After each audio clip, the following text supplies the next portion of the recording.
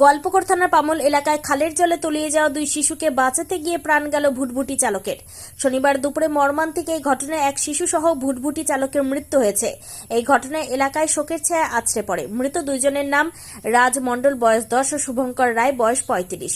জানা গিয়েছে এদিন দুপুরে ভুটভুটি চালক কাজ থেকে বাড়ি ফিরছিল। সেই সময় একটি খালের জলে দুই 9 বছরের শিশুকে তলিয়ে যেতে দেখতে পেয়ে জলে নেমে পড়েন ওই ব্যক্তি। এক শিশুকে বাঁচানোর পর আরেকটি শিশুকে বাঁচাতে গিয়ে দুজনেই তলিয়ে যায়।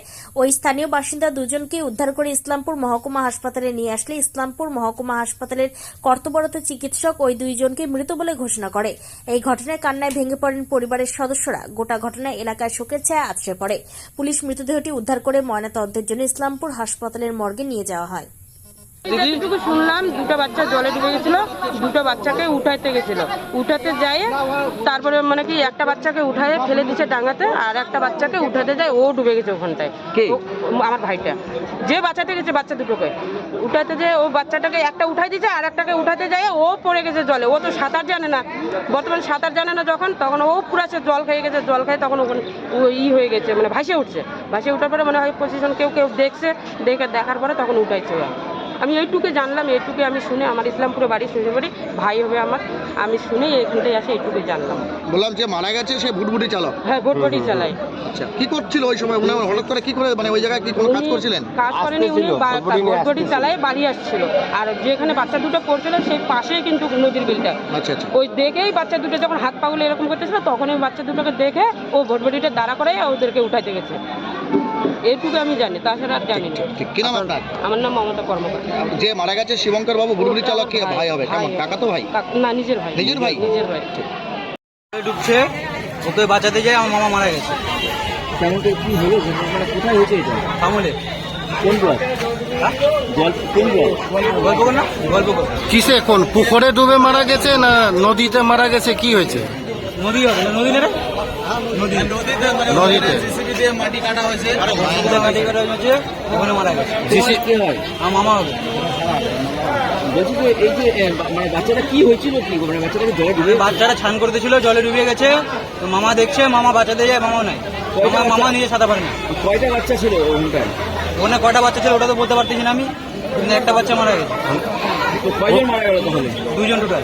মামা ভাগনা দুইজন? ভাগনা না, মানে অন্য বাচ্চাটা। আচ্ছা, মানে প্রতিবেশীর বাচ্চা? হ্যাঁ, মানে গ্রামেরই। তোমার নাম কি? অমিত দাস। আর যে মারা গেল ওর নাম কি? শুভঙ্কর দাস। এই বাচ্চাটার নাম?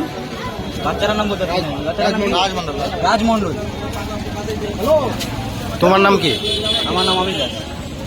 ছেলেরা ওইখানে কাজ করতেছিল, কোথায়? ওইখানে বালুর কাজ করতেছিল।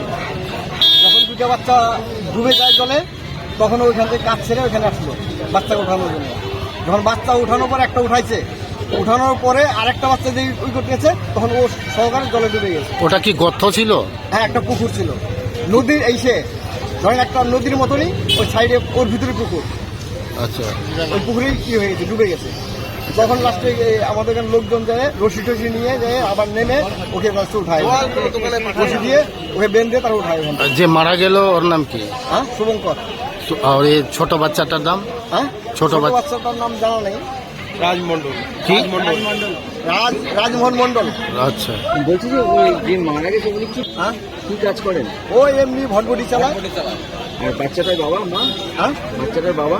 বাচ্চাটার মা বাবা খুব গরিব, বাবা কি করে? বাবা নাই। ছেলে নাকি? ও তো ও বাইরে কাজ করে। ওর বাবার নাম কি হলো? প্রকাশ মন্ডল। আচ্ছা, এই ঘটনাটা কোথায় হয়েছে? মামুলহাট বাজারের পাশে। বাজারের পাশে। আপনার নাম কি? হ্যাঁ, আপনার নাম? বলাই বিশ্বাস।